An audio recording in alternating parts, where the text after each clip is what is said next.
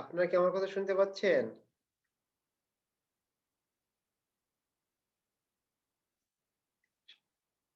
সবাই কি আমার কথা শুনতে পাচ্ছেন?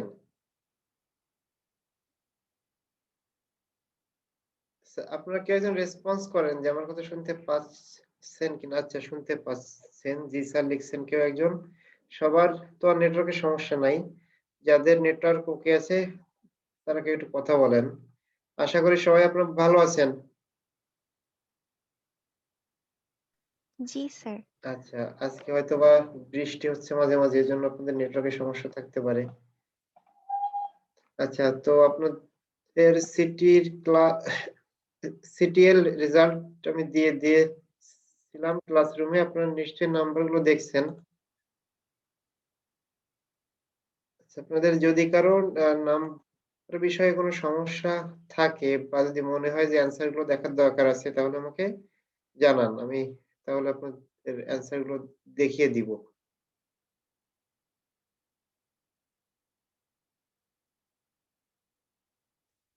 আর আজ হচ্ছে আমাদের সম্ভবত এক্সামের আগে লাস্ট ক্লাস। যদি আপনাদের কোনো এক্সট্রা ক্লাস দরকার না হয় বা আমি যদি মনে না করি যার ক্লাস নেওয়ার দরকার আছে, তাহলে আপনাদের 14 তারিখ থেকে তো এক্সাম শুরু হবে, তার আগে আর ক্লাস হবে না। সো আজকে আমরা কিছুটা রিভিউ ক্লাসের মতো হবে আর নতুন কিছু জিনিস আমরা দেখে রাখবো। তো একটা জিনিস হয়তোবা লাস্ট ক্লাসে বলেছিলাম যে আজকে আমরা ল্যাবের কিছু জিনিস দেখবো, যেগুলা থেকে এক্সামে আপনাদের যে ফাইনাল এক্সাম সেখানে কোনো ধরনের কোয়েশ্চেন আসবে না। বাট এটা হচ্ছে আমাদের এক্সাম শেষে যে ল্যাব হবে তখন এটা দরকার হবে। এখন ল্যাব যে কিভাবে কি হবে এটা তো এখনো আমি বুঝতে পারতেছি না। এজন্য এখন সুযোগ আছে, এজন্য ল্যাবের কিছু শিখায় রাখবো। বিকজ আমাদের থিওরি যেগুলো শেখানোর সেগুলো আমাদের মোটামুটি পড়া হয়ে গিয়েছে। তো তাহলে মনে হয় আপনাদের যে লাস্ট যে সিটি 2 টা নেওয়া হয়েছিল এগুলোর অ্যান্সার গুলো বলে দিলে আপনাদের সবার জন্য সুবিধা হয়। জি স্যার। আচ্ছা, ঠিক আছে। তাহলে আমি আপনাদের যেকোনো একজনের খাতা ওপেন করে, আর যদি কারো নাম্বারিং এর সমস্যা মনে হয় যে আমি তো অনেক ভালো দিছিলাম কিভাবে কম নাম্বার পাইলাম, তাহলে আমাকে জানাবেন। আর আমি আপনাদের যেকোনো একজনের অ্যান্সার স্ক্রিপ্ট ওপেন করে আপনাদের অ্যান্সার গুলো দেখাই দিচ্ছি। একটু টাইম দেন।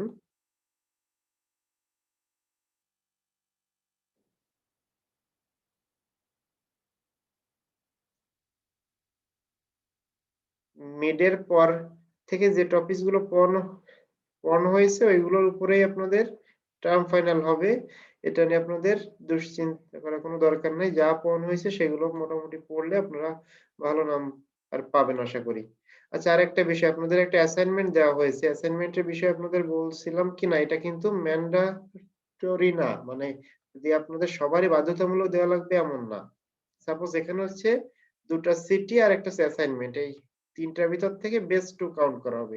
এখন কেউ যদি অ্যাসাইনমেন্ট না দেন তাহলে তো আপনার আর বেস্ট 2 নেওয়ার সুযোগ থাকলো না।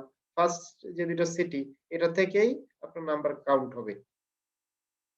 তো আপনাদের যদি কারো সিটি খারাপ হয়ে থাকে নতুবা একটা সিটি মিস করেন তাহলে আপনারা অ্যাসাইনমেন্ট মঙ্গলবার লাস্ট ডেট, মঙ্গলবার রাত 12টা এর ভিতরে সাবমিট করে দিবেন।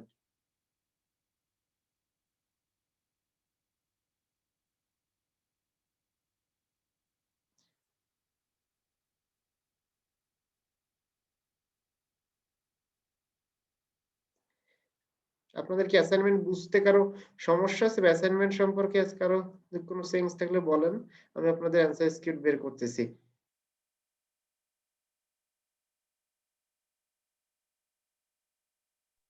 স্যার একটা কোশ্চেন ছিল স্যার অ্যাসাইনমেন্ট নিয়ে। হ্যাঁ, জি বলেন। স্যার ওই টাইপ করছিলাম তো স্যার অ্যাসাইনমেন্ট, ওটা কি স্যার ডক ফাইলে দিব নাকি স্যার পিডিএফ করে দিয়ে দিব?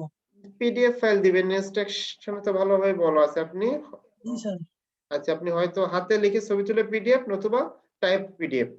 ডক ডক ওকে নালে স্যার তো ঠিক আপনি আছে। টাইপ করতে পারবেন না, ডক থেকে পিডিএফ করে দিবেন। তাহলে এটা দেখা খুবই একটা ঝামেলার কাজ হয়ে যায়। সিটি 2 আছে, সিটি জি 2। স্যার।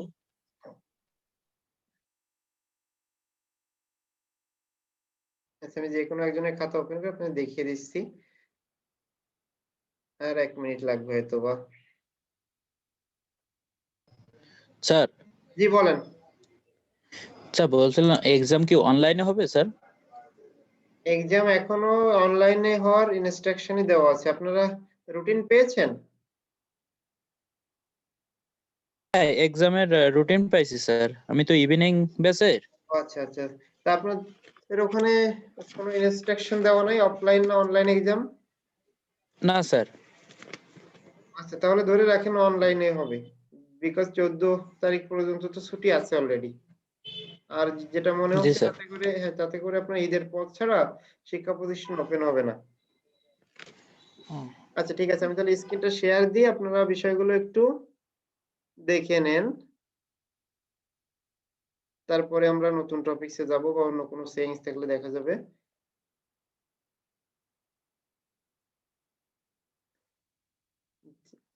আপনারা কি নতুন পেজটা দেখতে পাচ্ছেন যেখানে CTOP2 লেখা? Yes sir. জি আচ্ছা স্যার। ঠিক আছে, আপনাদের কারো যে কেউ একজনের খাতা ওপেন করে, পৃথিবী বিশ্বাসের খাতা মানে অ্যান্সার স্ক্রিপ্ট ওপেন করা হয়েছে। আমি কোশ্চেনগুলো একবার করে দেখিয়ে দিই আপনাদের। Which is not the feature of OP? তো আপনারা জানেন ফিচার হচ্ছে ইনহেরিটেন্স, পলিমরফিজম, এনক্যাপসুলেশন, সবগুলো হচ্ছে ফিচার। অ্যান্সার হবে নান। তারপরে কোশ্চেনটা কি ছিল? Which of this keyword must be used to inherit A class? অধিকাংশ সহজ ছিল, দুই একটা একটু কঠিন ছিল। এখানে একটু ডিস্টার্ব ছিল হচ্ছে এক্সটেন্ড আর এক্সটেন্ডস। তো আপনারা যারা ভালো মতো জানেন তারা জানেন যে এক্সটেন্ডস হবে, শুধু এক্সটেন্ড হয় না। আর সুপারের প্রশ্নই আসে না, ইমপ্লিমেন্ট লাগে ইন্টারফেসের জন্য। বেয়ারবোন ক্লাস হচ্ছে যেগুলোর কোনো ধরনের ফিল্ড নাই, মানে একটাও অ্যাট্রিবিউট থাকবে না, একটাও মেথড থাকবে না, সেগুলোকে বলা হয় বেয়ারবোন ক্লাস। এটা হচ্ছে আপনাদের স্লাইডেই দেওয়া আছে, আপনারা একটু মনোযোগ দিয়ে পড়লে, হয়তো আমি বলি নাই বাট স্লাইডের ভিতরেই লেখা আছে, মনোযোগ দিয়ে পড়লে বুঝতে পারছেন। No field and no method. Abstraction is related to the concept of, abstraction মানে আপনারা জানেন যে আমরা সারমর্ম আকারে রিপ্রেজেন্ট করব, যার ভিতরে কি আছে আমরা বুঝতে পারবো না, শুধুমাত্র যখন আমরা এটাকে ইউজ করতে যাই তখন ওর ভিতরে জিনিসগুলোকে ইমপ্লিমেন্ট করলে, কিন্তু বাইরে থেকে কোনো কিছু বোঝা যায় না। সো এটার সঙ্গে মিল আছে এনক্যাপসুলেশনের, আর অন্যগুলোর কনসেপ্ট তো আলাদা। Which is not correct for constructor?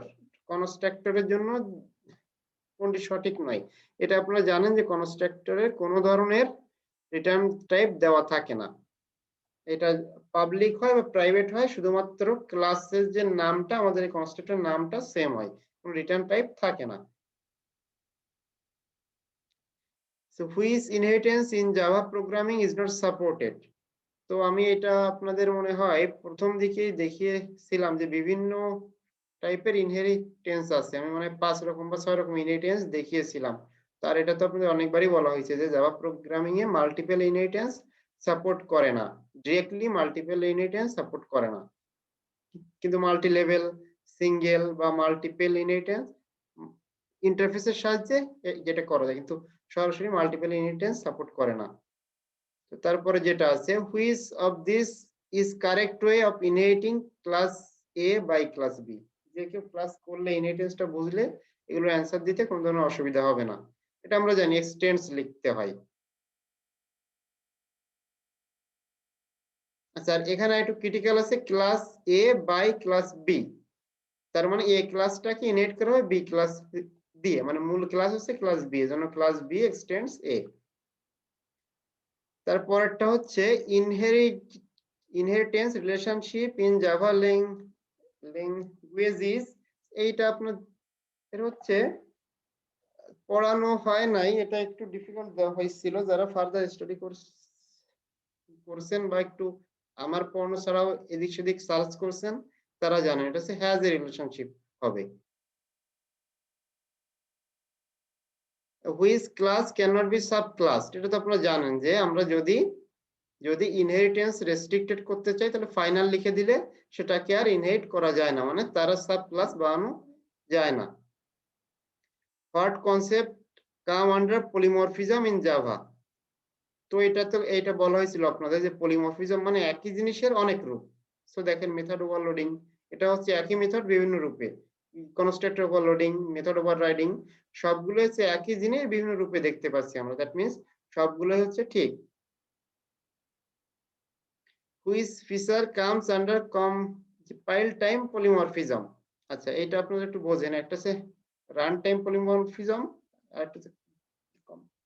একটা হচ্ছে কম্পাইল টাইম পলিমরফিজম। এখন রান টাইমটা হচ্ছে যেটা একমাত্র এক্সিকিউশনের সময় বোঝা যাবে, আর কম্পাইল টাইম মানে এক্সিকিউশন করা লাগবে না। ফার্স্টে যখন প্রোগ্রামটা কম্পাইল হয়, মানে আমাদের কোনো সিনট্যাক্স এরর আছে কিনা বা এই টাইপের কোনো ভুল আছে কিনা, এটা যখন কম্পাইল করা হয় তখনই বোঝা যাবে। সো একমাত্র হচ্ছে মেথড ওভাররাইডিং, যে মেথড ওভাররাইডিং যেটা আছে এইটা একমাত্র রান টাইমে বোঝা যায়, আর ওভারলোডিং গুলো কম্পাইল টাইমে বোঝা যায়। এই জন্য এটার অ্যান্সার হচ্ছে এ আর B. Which of these keywords is used to define interfaces in Java? এটা আপনারা ভালো মতোই জানেন যে এটা এখানে একটু ডিফিকাল্টি ছিল, যে বড় হাতের আই ছোট হাতের আই। সো এইগুলো যারা বুঝে দিচ্ছেন তার হয়েছে ছোট হাতের আই দিয়ে শুরু, interface. Which of these access specifiers can be used for an interface? আচ্ছা, একটা ইন্টারফেসের জন্য অনলি পাবলিক টাইপের অ্যাক্সেস মডিফায়ার ইউজ করা যায়। আচ্ছা, দুইটা আছে। Which of these access specifiers must be used for main method? আচ্ছা, এটা অনেকটা সহজ ছিল, যারা কোডিং টোডিং করেন জানেন মেইন মেথড অলওয়েজ পাবলিক হয়, এটা কখনো প্রাইভেট প্রোটেক্টেড বা নান হয় না। What is the process by which we can control what parts of a program can access the members of a class? আচ্ছা, এটা হচ্ছে এনক্যাপসুলেশনের একটা বৈশিষ্ট্য ছিল। তো এইগুলা ছিল আপনার এমসিকিউ 15 দেওয়া ছিল, অধিকাংশই মনে হয় ভালো করেছেন আশা করি। ইনি কত পেয়েছেন? ইনি পেয়েছেন 13, তো খুব ভালো number. Sir CT one or CT two তে মার্ক ভালো থাকলে অ্যাসাইনমেন্ট না দিলেও হবে, তাই তো স্যার? হ্যাঁ ওতে কোনো হ্যাঁ, প্রবলেম হবে না? না কোনো প্রবলেম হবে না। Okay sir. ওকে, এখন হচ্ছে আপনাদের যাদের অনেকে মিস করছেন, বা এমন হতে পারে যে আপনাদের কোনো একটা খারাপ আছে, তাহলে আপনারা আরো ভালো ভালো করার জন্য অ্যাসাইনমেন্ট দিতে পারেন। আচ্ছা ঠিক আছে, তাহলে আমরা ক্লাস তো সিটির বিষয় দেখলাম, আর অ্যাসাইনমেন্ট বিষয়ে যদি কারো কোনো সেন্স না থাকে তাহলে আজকে আমরা যে বিষয়গুলো একটু দেখবো সেগুলোতে আমরা চলে যাব। তার আগে আপনাদের অ্যাটেন্ডেন্সটা আমি নিয়ে রাখি, তারপর আজকে কিছু নতুন টপিকস আমরা দেখবো যেগুলো আমাদের পরবর্তী ল্যাবের সময় দরকার হবে। আরেকবার আমি বলে রাখি, আজকে যে টপিকগুলো পড়ানো হবে এগুলো থেকে কিন্তু আপনাদের এক্সামে আসবে না। সো আজকের বিষয়গুলো একটু কঠিন হলেও ভয় পাওয়ার দরকার নেই আপনাদের।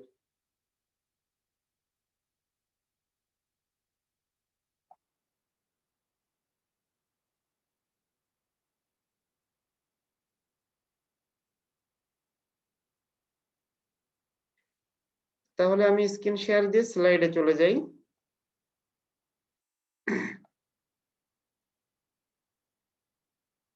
আচ্ছা, আপনারা তো স্লাইড লেকচার 4 ইন যে পিডিএফ আছে এটা নিশ্চয়ই দেখতে পাচ্ছেন, লেখা এডব্লিউটি। এডব্লিউটি হচ্ছে অ্যাবস্ট্রাক্ট উইন্ডোইং টুলকিট। তো এটা সম্পর্কে একদিন বলা হয়েছিল যে আমরা গত জাভা বা ওপি দিয়ে যে কনসেপ্টগুলো শিখছি সেগুলো সবই ছিল কনসোলে আউটপুট দেয়, বা এখানে কোনো গ্রাফিক্যাল ইউজার ইন্টারফেস ছিল না। তো আমাদের ল্যাবের জন্য আমরা যেটা শিখবো, আমাদের গ্রাফিক্যাল ইউজার ইন্টারফেস নিয়ে আমরা কাজ করব। তো গ্রাফিক্যাল ইউজার ইন্টারফেস ইউজ করার জন্য আমাদের যে ক্লাস লাইব্রেরিটা ইউজ করার দরকার হয় সেটার নাম হচ্ছে এডব্লিউটি। এডব্লিউটি এটা বোঝার জন্য আমরা একটা ডায়াগ্রাম আছে, এটা একটু দেখে আসবো, নিচের দিকে আছে। তো আপনারা যদি কেউ অ্যাটেন্ডেন্স মিস করেন সমস্যা নাই, আমি আপনাদের অ্যাটেন্ডেন্সটা আপলোড দিলে নিচে কমেন্ট দিয়ে দিবেন।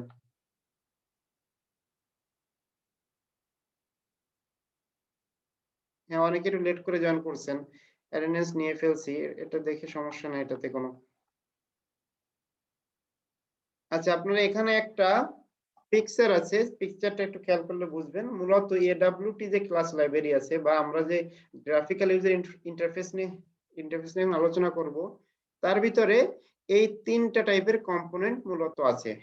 মানে তিনটা টাইপের জিনিস আছে, এখানে কম্পোনেন্ট বলা যাচ্ছে না, কারণ একটা টাইপের নামই হচ্ছে কম্পোনেন্ট। একটা হচ্ছে কম্পোনেন্ট, একটা কন্টেইনার, আর একটা হচ্ছে লেআউট। লেআউট বা এটাকে ইন্টারফেসও বলে। কন্টেইনার মানে হচ্ছে যার ভিতরে আমরা কম্পোনেন্ট গুলো রাখবো। কন্টেইনারের যে বাংলা মিনিং, এখানেও কনসেপ্টটা সেম টাইপের। কন্টেইনারে আমরা বিভিন্ন টাইপের কম্পোনেন্ট রাখি। এখন এই কন্টেইনারের কয়েকটা টাইপ আছে দেখেন, প্যানেল আছে, উইন্ডো আছে, অ্যাপলেট আছে, ফ্রেম আছে, ডায়ালগ আছে। আপনাদের কয়েকটার সঙ্গে হয়তো পরিচিত যেমন উইন্ডো বা ডায়ালগ। ডায়ালগ হচ্ছে অনেক সময় আপনি এই যে সাবমিট করলে একটা কনফার্মেশন ডায়ালগ আসে, এটা হচ্ছে ডায়ালগ। আর অ্যাপলেটটা সম্পর্কে গতদিন বলা হয়েছিল, আজকেও বলবো, আর ডিটেইলসে যাব না। যে ওয়েব ব্রাউজারে অনেক সময় শুধুমাত্র HTML CSS দ্বারা অনেক জিনিস দেখানো সম্ভব হয় না, তখন জাভা অ্যাপলেটের সাহায্যে একটা ছোট প্রোগ্রাম দিয়ে ওইটাকে রিপ্রেজেন্ট করা হয়। তো এখানে যেমন কন্টেইনারের ভিতরে অনেকগুলো টাইপ আছে, সেম ভাবে কম্পোনেন্টের ভিতরে অনেক টাইপ আছে, যেমন button, canvas, checkbox, scroll bar, level, text component আছে, টেক্সট ফিল্ড আর টেক্সট এরিয়া। টেক্সট ফিল্ড হচ্ছে অল্প একটু টেক্সট নিয়ে কাজ করার জন্য টেক্সট ফিল্ড নিতে। টেক্সট এরিয়া হচ্ছে বড় সড়ো, যেমন শর্ট অ্যান্সার আর একটা লং অ্যান্সার আছে। শর্ট অ্যান্সার হলে টেক্সট ফিল্ড নিব বা একটা নাম ইনপুট টেক্সট ফিল্ড, আর লং অ্যান্সার হলে আমরা তখন টেক্সট এরিয়া নিব। এইগুলো সবই হচ্ছে কম্পোনেন্টের টাইপ। এই যে কম্পোনেন্ট গুলো আমরা দেখলাম, এই কম্পোনেন্ট গুলো হচ্ছে কন্টেইনারের ভিতরে আমাদের ইউজ করতে হয়। আর এই কন্টেইনারের ভিতরে কম্পোনেন্ট গুলো আমাদের কোন ডিজাইনে থাকবে সেটা ডিফাইন করা হয়েছে লেআউট ম্যানেজারের ভিতরে। বিভিন্ন লেআউট আছে, border layout, grid layout, flow layout. এটার সাহায্যে ফিক্সড করা হয় যে কন্টেইনারের ভিতরে কম্পোনেন্ট গুলো কিভাবে থাকবে। তো এইটা হচ্ছে আমাদের সারমর্ম, যে কন্টেইনার কম্পোনেন্ট আর লেআউটের একটা সামারি। এখন এর প্রত্যেকটা সম্পর্কে আমরা হালকা হালকা জানবো এবং কিভাবে ইউজ করে সেটা আমরা একটা থিওরিটিক্যালি জেনে রাখবো। ল্যাব ক্লাসে আমরা এগুলো শিখে ছোটখাটো একটা হয়তো বা আপনাদের 1 উইক বা 10 দিনের ভিতরে ল্যাব ক্লাসটা শেষ হবে। সো আমরা এসে আপনাদের ছোটখাটো একটা শিখিয়ে দিব, আর প্রত্যেকে একটু বড় একটা প্রজেক্ট আপনাকে করতে দিব। সাপোজ এমনও হতে পারে আমি আপনার ছোট একটা ক্যালকুলেটর শিখাই দিলাম কিভাবে তৈরি করতে, আপনাদের একটা সায়েন্টিফিক ক্যালকুলেটর বা আরো কিছু কাস্টমাইজড ক্যালকুলেটর বানাতে বললাম, যে রোল ওয়াইজ ডিফারেন্ট ফিচার দিয়ে দিলাম যে আপনি এই কাজগুলো করবেন, আপনি এই কাজগুলো করবেন। সো এগুলো যে বেসিক আইডিয়া কোনটার কি কাজ সেটা আমরা আজকে শিখে রাখবো।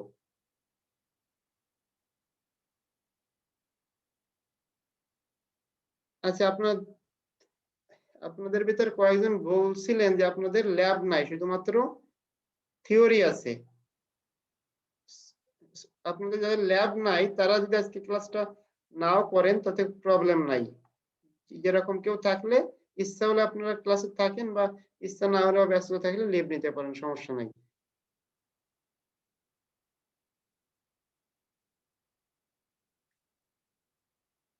আচ্ছা, আমরা ওখানে ইলাবোরেটলি যে জিনিসটা দেখে আসলাম, এখানে তারই একটা ওইটার একটা ফরম্যাট, ছোট ফরম্যাট এখানে দেখানো আছে, যে সব কিছুর মূলে আছে আমাদের অবজেক্ট ক্লাস। অবজেক্ট ক্লাস যেটা আছে ও চাইল্ড ক্লাস হিসেবে ধরতে পারি কম্পোনেন্ট ক্লাস। সেই কম্পোনেন্টের ভিতরে আবার বাটন, ক্যানভাস, যা বা কন্টেইনার, এইগুলোকে ওয়ান কাইন্ড অফ কম্পোনেন্ট বলা হয়। দেন যে কন্টেইনার দেখলাম, কন্টেইনারের ভিতরে উইন্ডো, ফ্রেম, প্যানেল, অ্যাপলেট, এগুলো সবই আছে। আমরা বইটা ভালো মতো বুঝছি, এটা না দেখলেও বুঝতে সমস্যা হবে না।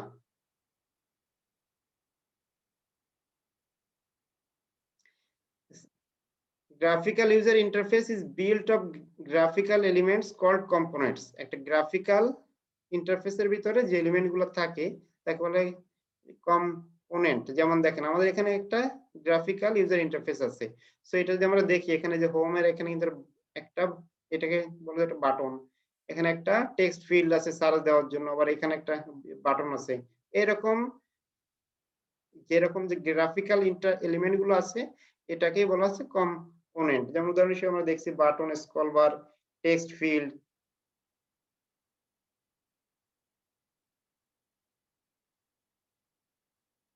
কম্পোনেন্ট হচ্ছে আমরা যে এলিমেন্ট গুলা বললাম এইটা, আর এলিমেন্ট গুলা যে স্পেসে রাখা হবে, তো অন্য যে ব্রড সেন্সের কম্পোনেন্ট উপর রাখা হবে তাকে বলা হচ্ছে কন্টেইনার। তো কন্টেইনার কয়েক ধরনের আছে, সেটা আমরা একটু আগে দেখছি, যেমন উইন্ডো আছে, ফ্রেম আছে, প্যানেল আছে। তো আমরা যেহেতু বড় ছবিটা দেখছি এজন্য সবকিছু আমাদের যথেষ্ট ক্লিয়ার হয়ে গেছে। এখানে ওই বিষয়গুলোই ডিটেইলস বলা আছে যেটা আপনারা অলরেডি বুঝে ফেলছেন। আমরা একটু ডিপের বিষয়তে যাই। আচ্ছা, আমরা এখন একটা কন্টেইনার কিভাবে তৈরি করা যায় সেই বিষয়টা একটু দেখি। কন্টেইনার তৈরি করতে গেলে বা গ্রাফিক্যাল ইউজার ইন্টারফেস নিয়ে কাজ করতে গেলে আমাদের অবশ্যই এই প্যাকেজটাকে ইম্পোর্ট করতে হবে। সো প্যাকেজ সম্পর্কে আমরা আগেই জেনেছি। তো ওই প্যাকেজটার নাম হচ্ছে AWT। AWT প্যাকেজের ভিতরে যত ক্লাস আছে সবকিছুকে আমরা ইম্পোর্ট করে নিলাম প্রথমে।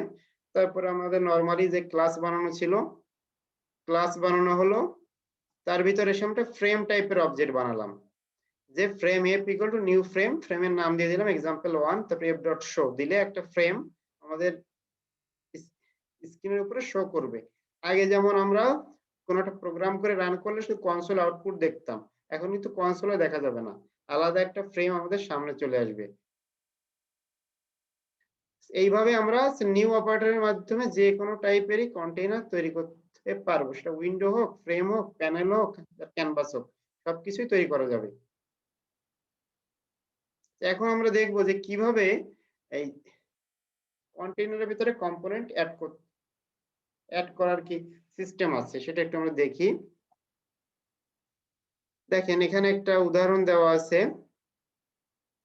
তো এই উদাহরণে, আচ্ছা এর থেকে নিচে একটা ভালো উদাহরণ ছিল, আমি সেটা দিয়ে বুঝাই আপনাদের।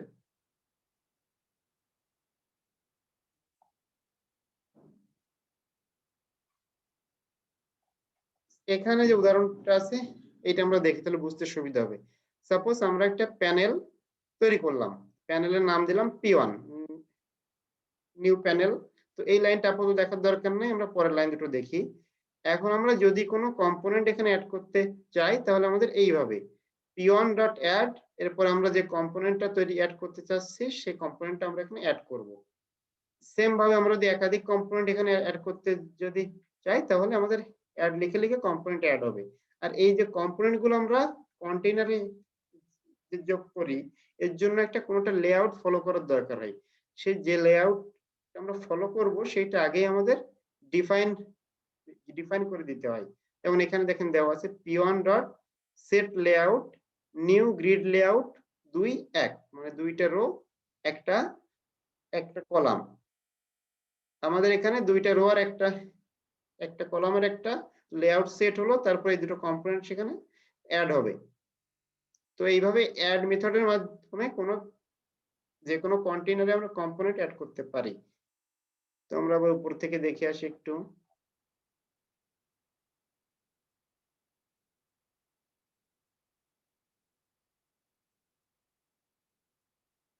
হ্যাঁ, এখানে যে এক্সাম্পলটা দেওয়া আছে একটু ব্রড এক্সাম্পল আছে, তো বুঝতে একটু সমস্যা হবে। Public class hello world extends applet, যে অ্যাপলেটের কথা বললাম, এই যে ক্লাসটা বানিয়েছি এটা একটা অ্যাপলেটে কনভার্ট হয়ে যাবে যখন আমরা এক্সটেন্ড মেথডটা ইউজ করব।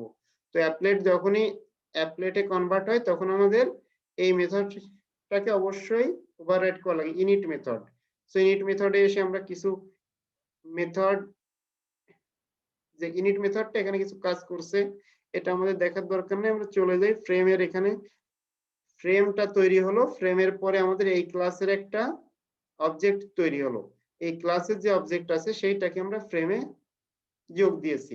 মানে এখানে সহজ কথায় কম্পোনেন্ট অ্যাড করার জন্য আমাদের অ্যাড মেথড এইটাকে আমাদের ইউজ করা লাগে। এখানে কেন প্যাক আছে, কেন শো আছে, এগুলো আমরা নিচের দিকে দেখলে বুঝতে পারবো আস্তে আস্তে। লেআউট ম্যানেজারের কথা আমি একটু বলতেছিলাম, যে কোনো কন্টেইনারের ভিতরে কম্পোনেন্ট গুলো কোন স্টাইল ফলো করে অর্গানাইজড হবে এর জন্য আমাদের লেআউট ফিক্সড করে দিতে হয়।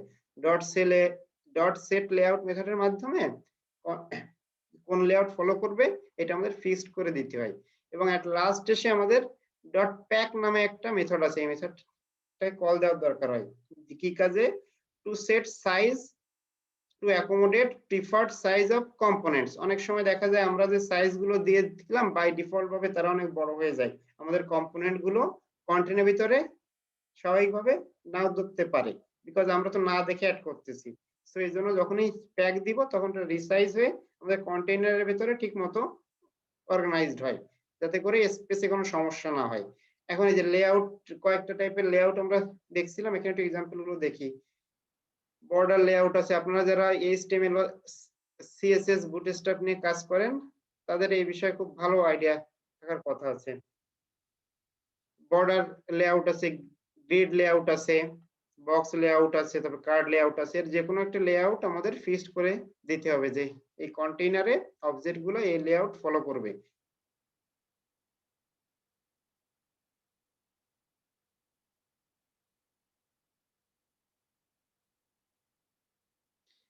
এখন ফ্রেম আসলে কি জিনিস আমরা ফ্রেম বলছি, কিন্তু ফ্রেমের সংজ্ঞাটা দেওয়া হয় নাই। ফ্রেম হচ্ছে frame is a window with a title bar and a border. যে কোনো একটা উইন্ডো তার যে টাইটেল বার আর বর্ডার থাকলে তাকে বলবো ফ্রেম। এটা হচ্ছে কন্টেইনার ক্লাসের একটা সাব ক্লাস। আমরা এটাতে অন্য যে কোনো ধরনের কম্পোনেন্ট অ্যাড মেথডের মাধ্যমে যোগ করতে পারবো। সো এখানে একটা জিনিস মাথায় রাখতে হবে, আমরা যদি ফ্রেম তৈরি করি, to make A frame visible the message set visible false set visible true must be sent to the frame। আমাদের অবশ্যই এই মেথড যেটা এই মেথডটাকে অবশ্যই কল দিতে হবে, তা না হলে আপনারা যখন ল্যাবের কাজ দিব বা নিজেরা যখন করবেন দেখবেন ফ্রেম তৈরি করা হয়েছে কিন্তু সেটা কেন শো হচ্ছে না। কারণ ফ্রেম তৈরি করলে সেটাকে শো করার জন্য অবশ্যই আমাদের সেট ভিজিবল ট্রু করা লাগবে। তো এইটাই আমরা প্রথম দিকে দেখছিলাম, আরেকবার একটু দেখে আসি তাহলে বিষয়টা এখন একদম ক্লিয়ার হয়ে যাবে। তো আমরা এখানে কি করলাম, একটা প্যানেল বানালাম। প্যানেল বানানোর শেষে আমরা প্যানেলের যে লেআউট সেটাকে বলে দিলাম নিউ গ্রিড লেআউট 2-1, দুইটা সারি একটা কলামের একটা গ্রিড লেআউট এখানে তৈরি হলো। দেন আমরা দুটো কম্পোনেন্ট ওখানে অ্যাড করলাম, এই লেআউটের ফরম্যাট অনুযায়ী এটা অ্যাড হয়ে গেল। দেন আমরা যদি আরো প্যানেল যদি বানাই কোনো সমস্যা নেই, আরো একটা প্যানেল বানালাম, ওইটারও লেআউট সেট করলাম, ওখানে যে কম্পোনেন্ট গুলো আছে সেগুলো আমরা সেট করে দিলাম। এখন এক একটা লেআউটে এক এক ধরনের বৈশিষ্ট্য আছে। সাপোজ বর্ডার লেআউট যদি আমরা তৈরি করি, বর্ডার লেআউটটা কোথায় আছে, এই যে বর্ডার লেআউটটা যদি বানানো হয় তাহলে এর কতগুলো জায়গা আছে, যেমন লাইন, এই যে পজিশনটাকে বলে লাইন স্টার্ট, এটা বলে সেন্টার, এটাকে বলে লাইন এন্ড, এটাকে বলে পেজ স্টার্ট, পেজ এন্ড। এরকম লোকেশন দিয়েও কম্পোনেন্ট অ্যাড করা যায়, যেটা এখানে দেখানো হচ্ছিল।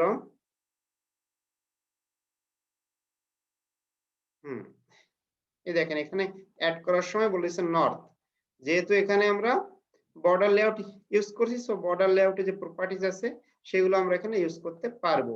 সো এই লেআউট গুলো সম্পর্কে আরো জানতে গেলে ডিটেইলস আপনি গুগলে একটু দেখলেই জানতে পারবেন।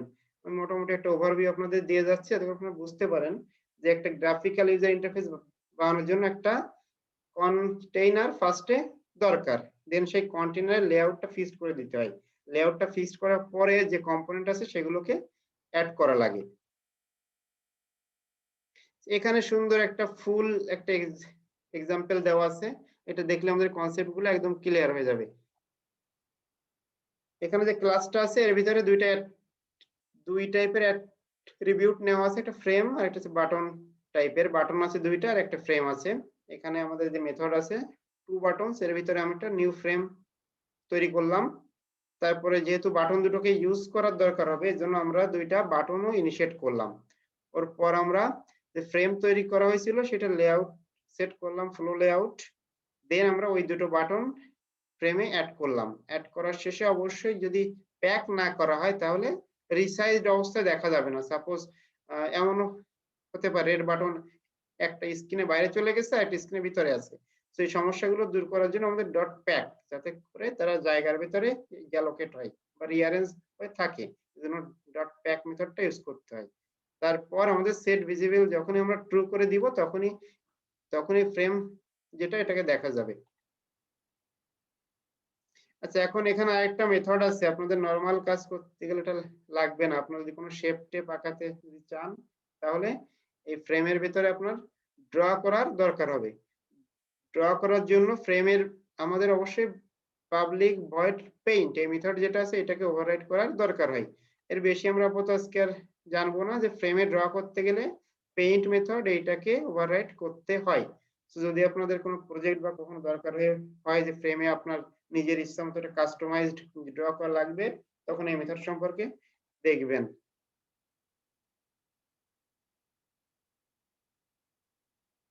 আচ্ছা, এই যে স্ট্রাকচার আছে যে হায়ারার্কিটা এখানে আছে এটা আমরা ফার্স্টেই দেখা হয়েছিল। তারপরে কি আছে চেক বক্স। চেক বক্স সম্পর্কে আমরা সবাই জানি। চেক বক্স আর একটা হচ্ছে রেডিও বাটন। আমরা হচ্ছে রেডিও বাটনের মাধ্যমে যে এমসিকিউ এক্সাম গুলো দেয় সেগুলো হচ্ছে রেডিও বাটন। চেক বক্স হচ্ছে সেখানে একটা টিক মার্ক দেওয়ার দরকার হয়। এই চেক বক্স বা রেডিও বাটন এগুলো সবই হচ্ছে এক ধরনের কম্পোনেন্ট। সো আপনাদের যদি আপনাদের প্রজেক্ট করার জন্য বা নিজের ইচ্ছা কিছু করেন সেখানে ইচ্ছা হলে চেক বক্স ইউজ করতে পারেন। তখন আপনারা দেখে নেবেন যে কিভাবে চেক বক্স ইউজ করতে হয়, চেক বক্সের কি সিস্টেম আছে।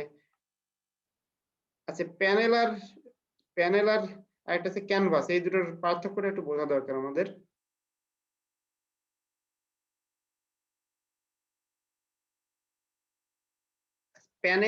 The panel class is a container subclass that is used to reserve a rectangular portion of a frame to place other components. আচ্ছা, প্যানেলের ইউজ আমরা আগেও দেখছি যে একটা রেক্ট্যাঙ্গুলার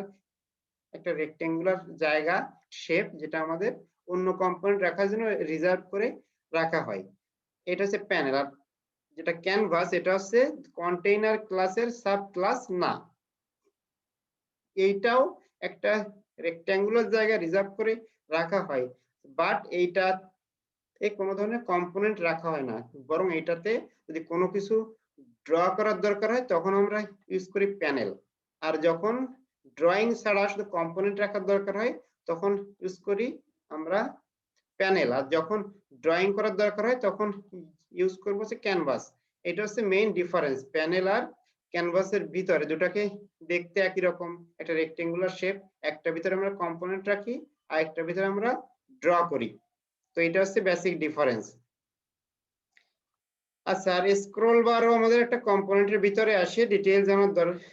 ডিটেইলস আমরা জানতে যাব না, আপনাদের যদি প্রজেক্টে লাগে কখনো তখন আপনারা দেখে নিবেন, বা যদি স্ক্রল বার দিয়ে প্রজেক্ট দেয় তাহলে আপনাদের আমি শিখিয়ে দিব।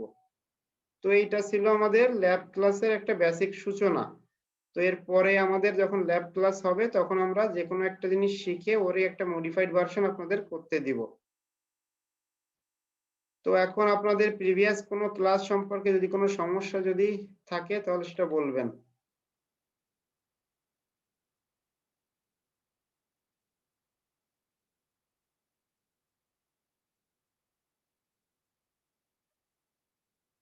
যে আপনারা কেউ বলেন যে প্রিভিয়াস কোনো ক্লাসে কি কোনো সমস্যা আছে, বা আপনাদের অ্যাসাইনমেন্ট বা সিটি নেওয়া হলো বা সামনে সেমিস্টার ফাইনাল আছে, এসব বিষয়ে যদি কারো কোনো চেঞ্জ থাকলে বলেন, বিকজ আজকের পরে অফিসিয়ালি আমাকে তো আর পাবেন না আপনারা, যদি এক্সট্রা ক্লাস নিই বা যদি কোনো নিড হয় তাহলে।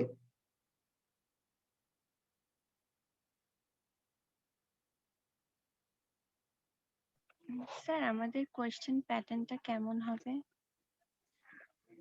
কোশ্চেন প্যাটার্ন সম্পর্কে আপনাদের এখনো যে অনলাইনে হবে না অফলাইনে হবে এই জিনিসটা তো এখনো অফিসিয়ালি জানানো হয় না। আমি আপনাদের গুগল ক্লাসরুমে একটা পোস্ট দিয়ে দিব টোটাল যে প্যাটার্নটা দেখিয়ে, যেমন আপনাদের মিডের আগে একটা পোস্ট দিয়েছিলাম, বা মিডের আগে তো আপনাদের আগে এক্সাম নেয়নি এজন্য আমি দেখিয়ে দিয়েছিলাম, এখন আর সরাসরি দেখানো হবে না, আপনার প্যাটার্নটা সম্পর্কে একটা পোস্ট দিয়ে দিব। আশা করি এটা দেখলে আপনারা সবাই ক্লিয়ার হবেন। তারপরেও বুঝতে অসুবিধা হলে সিআর আমার কাছ থেকে জেনে নিয়ে তারপর আপনাদের সবাইকে প্রোভাইড করবে ইনফরমেশন। Okay sir. ওকে, তো আশা করা যায় আপনাদের অনলাইনেই হবে। অনলাইনে যদি হয় তাহলে আগের বারের আপনাদের মিড যেমন হয়েছিল যে কিছু মার্ক শর্ট কোশ্চেনের জন্য আর কিছু মার্ক রিটেনের জন্য থাকবে, এবং দুইটা আলাদা কোশ্চেন হবে, আশা করা যায় এরকম হবে। তবে আগে আপনাদের মিড হয়েছিল 30 মার্কসের উপরে, বাট এইটা তো হবে 40 মার্কসের উপরে টার্ম ফাইনাল।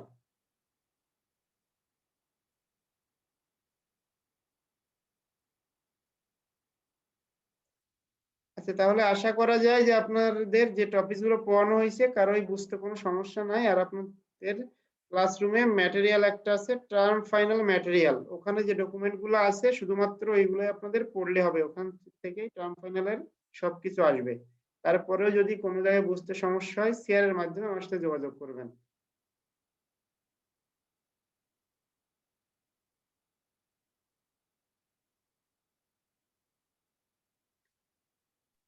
আচ্ছা স্যার, ঠিক আছে।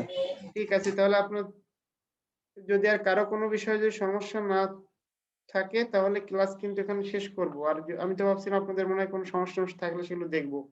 তা তো মনে হচ্ছে সবাই তাহলে ভালো ক্লাস করেছেন, সবগুলো ক্লাস বুঝতে কোনো সমস্যা নাই। স্যার একটা অ্যাসাইনমেন্টের ব্যাপারে জিজ্ঞেস করতাম। জি বলেন। স্যার অ্যাসাইনমেন্ট কি দিতেই হবে নাকি স্যার না দিতেও হবে? আচ্ছা আচ্ছা, আমি এটা আপনাদের ক্লাসে প্রথমেই বলছি, আপনি মিস করেছেন। আমি আবার রিপিট করি, যদি আপনি তো শুনবেন, সাথে যারা শুনেন নাই শুনবেন, সাথে কেউ না জানলে তাকেও জানাবেন। অ্যাসাইনমেন্টের এটা হচ্ছে অপশনাল। আমি আপনাদের আবার বলে রাখি যে আপনাদের 2টা সিটের একটা অ্যাসাইনমেন্ট, সাপোজ ধরা যায় 3টা সিটি, অ্যাসাইনমেন্টটাকে যদি সিটি হিসেবে কাউন্ট করি তাহলে ধরেন 3টা সিটি, তো 3টা সিটি থেকে 2টা সিটির বেস্ট মার্ক নেওয়া হবে। এখন যদি কেউ অ্যাসাইনমেন্ট না দেন তাহলে আপনার তো আর বেস্ট নেওয়ার অপশন নাই, যে দুটাই দিয়েছেন ওই দুটাই নিব। আর যদি কেউ মনে করেন যে আমার কোনো একটা খারাপ হয়েছে তাহলে ওইটার থেকে আর আমি আরো ইমপ্রুভ করব, তারা অ্যাসাইনমেন্ট দিবেন। তাহলে আপনার খারাপটা বাদ দিয়ে এই বেস্ট টু কাউন্ট হবে।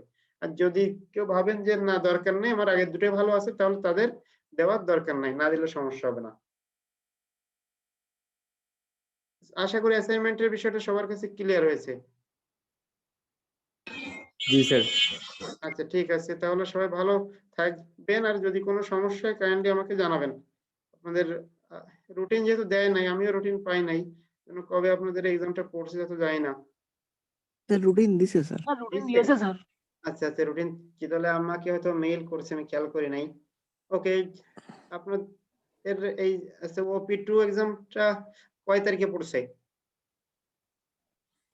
মনে আছে আপনাদের? আচ্ছা না থাকলে সমস্যা নেই, আমি দেখে নিব।